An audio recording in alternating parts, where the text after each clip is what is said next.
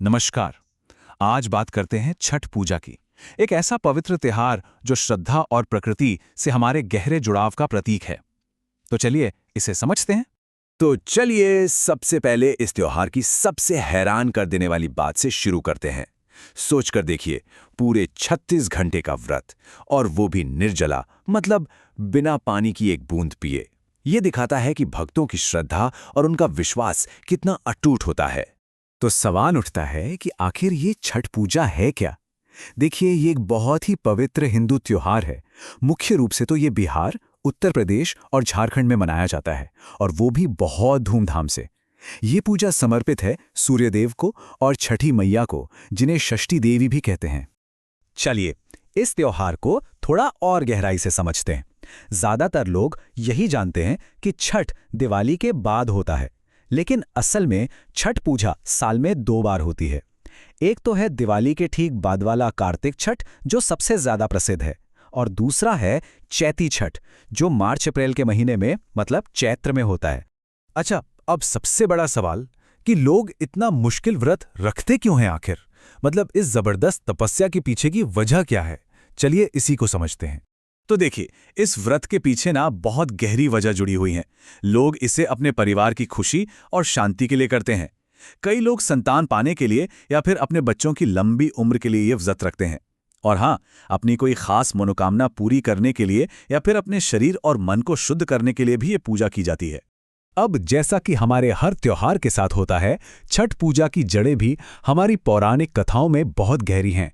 तो चलिए थोड़ा समय में पीछे चलते हैं और कुछ ऐसी ही कहानियों को जानते हैं जो इस त्योहार के महत्व को बताती हैं। एक कहानी हमें ले जाती है रामायण काल में। ऐसा कहा जाता है कि जब भगवान राम और माता सीता 14 साल का वनवास काटकर अयोध्या वापस आए, तो उन्होंने सूर्यदेव के सम्मान में छठ का व्रत रखा था, और कहते हैं कि बस तभी से ये परंपरा शुरू हो गई। रामायण के अलावा इसका संबंध महाभारत से भी है, और वो भी महान योद्धा कर्ण से। कर्ण, जो खुद सूर्यदेव के पुत्र थे, वो हर रोज घंटों पानी में खड़े होकर अपने पिता यानी सूर्य भगवान को अर्घ्य दिया करते थे। छठ पूजा को उनकी इसी अटूट भक्ति से भी जोड़कर देखा जाता है। और महाभारत से ही एक और कहानी भी जुड़ी है। कहते हैं कि जब पांडव अपना सब कुछ हार गए थे और बहुत बड़े संकट में थे, तब द्रौपदी ने छठ का व्रत रखा था, और माना यह जाता है कि इसी व्रत के प्रताप से उनकी सारी मुसीबतें खत्म हो गईं। तो ये तो हो गई पौराणिक कथाएं, लेकिन अब सवाल ये है कि असल में ये पूजा होती कैसे है, क्या क्या होता है इसमें। तो ये जो पूरा अनुष्ठान है ना, ये 4 दिनों तक चलता है। चलिए एक एक करके इन चारों दिनों को समझते हैं। तो देखिए, 4 दिन की पूजा है। पहला दिन होता है नहाए खाएं, मतलब घर की पूरी साफ सफाई की जाती है और एकदम शुद्ध सात्विक भोजन किया जाता है। फिर आता है दूसरा दिन, खरना। इस दिन से व्रत शुरू हो जाता है, और शाम को प्रसाद में एक खास खीर बनती है, गुड़ वाली। तीसरा दिन सबसे खास होता है, संध्या अर्घ्य। इस दिन डूबते हुए सूरज को पानी में खड़े होकर अर्घ्य दिया जाता है।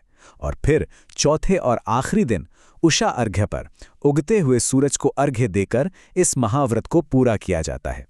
और छठ पूजा की एक बात जो इसे दुनिया के बाकी त्योहारों से बिल्कुल अलग और बहुत ही खास बना देती है, वो ये है कि इसमें सिर्फ उगते हुए सूरज की ही नहीं, बल्कि डूबते हुए सूरज की भी पूजा होती है।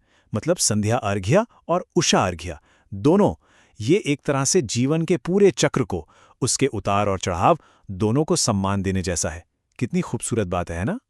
कुछ और भी खास बातें हैं इस पूजा की। जैसा हमने बात की, उगते और डूबते दोनों सूर्य की पूजा होती है। दूसरी दिलचस्प बात यह है कि इस पूजा को करने के लिए किसी पंडित या पुरोहित की जरूरत नहीं होती।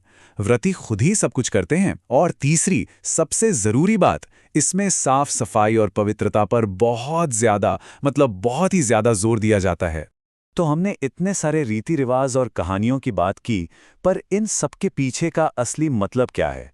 मतलब सीधी बात क्या है? इसका सार क्या है?